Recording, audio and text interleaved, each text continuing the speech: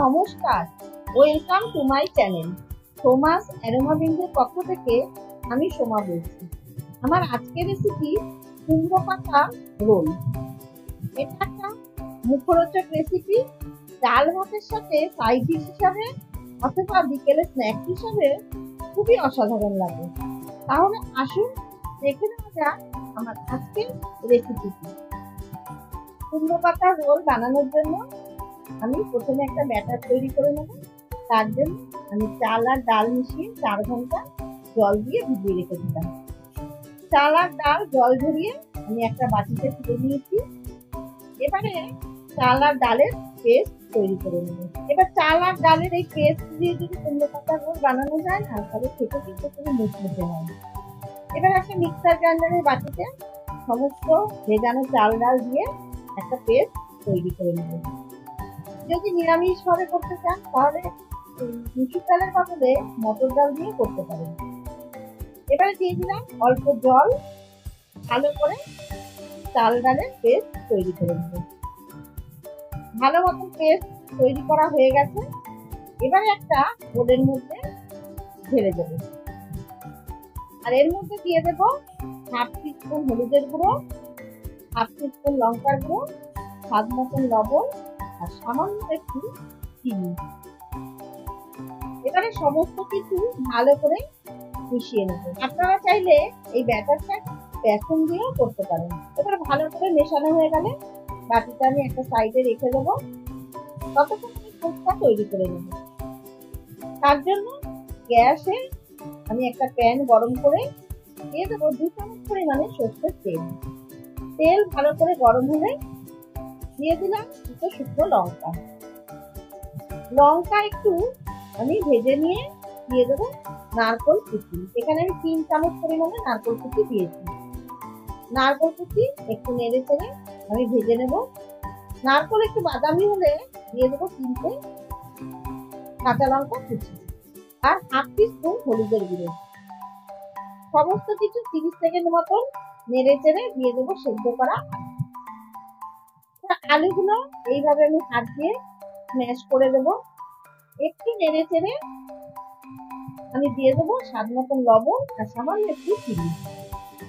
লবণ আর চিনি দিয়ে আলুর সাথে ভালো করে 1 মিনিট মতো কষিয়ে নেব। 1 মিনিট নেড়ে চেড়ে আমি দিয়ে দিলাম একটু ধনেপাতা কুচি। এবার ধনেপাতা দিয়ে কয়েক সেকেন্ড মতো নেড়ে আমি গ্যাসের ফ্লেম অফ করে দেবো। আর আমি যে ফোড়নের লঙ্কাগুলো দিয়েছিলাম সেই লঙ্কাগুলো আমি এবারে তুলে ফেলে দেবো। এবার একটা পাত্রে এই আলুর পুরটা ঢেলে দিয়ে ঠান্ডা হতে দেবো। কুমড়ো পাতার রোল বানানোর জন্য আমি এখানে কয়েকটা কুমড়ো পাতা ভালো করে ধুয়ে নিয়েছি।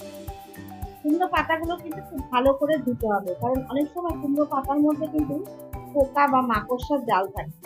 এই পাতাগুলো ভালো করে একটু খেয়াল করে ধুয়ে নিতে হবে। এবার একটা কাঁচি দিয়ে কুমড়ো পাতার ডাঁটিগুলো কেটে নেব। তাহলে কি হবে, আমার মোড়ানোর সময় যখন আমি রোল বানাবো তখন আমার সুবিধা হবে। ডাঁটাগুলো থাকলে কিন্তু অসুবিধা হবে। এবার একটা প্যানে আমি জল গরম করে রেখেছিলাম। এবার ওই জলের মধ্যে সমস্ত কুমড়ো পাতাগুলো 1 মিনিট মতন ভাপিয়ে নেব। এবার 1 মিনিট ভাপানো হয়ে গেছে। এবার আমি সমস্ত কুমড়ো পাতাগুলো জল থেকে তুলে নেব।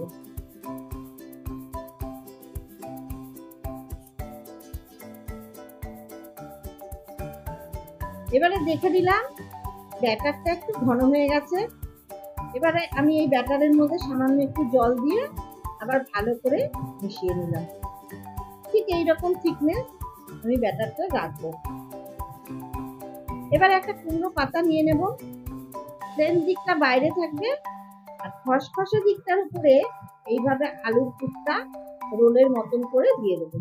তারপর পাতা মুড়ে ঠিক এইভাবে রোল করে নেব। একইভাবে আমি আর একটা বানিয়ে দেখিয়ে দিলাম। খসখসে দিকটার উপরে কিন্তু সবসময় আলুর পুরটা দেবেন। এবারে সবগুলো রোল আমার বানানো হয়ে গেছে। এখানে আমি 6টা বানিয়েছি। এবারে আমি কড়াইতে আগে থেকে সাদা তেল ভালো করে গরম করে নিয়েছি। এবারে রোলগুলো এইভাবে ব্যাটারে চুবিয়ে আমি তেলের মধ্যে ছেড়ে দিলাম। লো টু মিডিয়াম ফ্লেমে উল্টে পাল্টে আমি রোলগুলো ভেজে নেব। ঠিক গোল্ডেন ব্রাউন করে ভেজে আমি রোলগুলো তুলে নিলাম।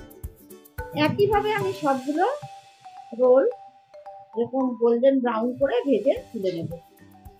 সবগুলো আমার ভাজা হয়ে গেছে। আমার আজকের এই সহজ পদ্ধতিতে তৈরি করা কুমড়ো পাতার রোল তাদের কেমন লাগলো অবশ্যই আমাকে জানাবেন। একবার আপনারা বাড়িতে ট্রাই করে দেখুন, আশা করছি তাদেরও ভালো লাগবে। আর সত্যি বলছি, খেতে কিন্তু অসাধারণ। ভালো লাগলে আমার চ্যানেল সাবস্ক্রাইব করে পাশে থাকার অনুরোধ রইল। আর অবশ্যই লাইক, কমেন্ট ও শেয়ার করুন। ভালো লাগলে কিন্তু বন্ধুদের সাথে শেয়ার করতে ভুলবেন না। ধন্যবাদ।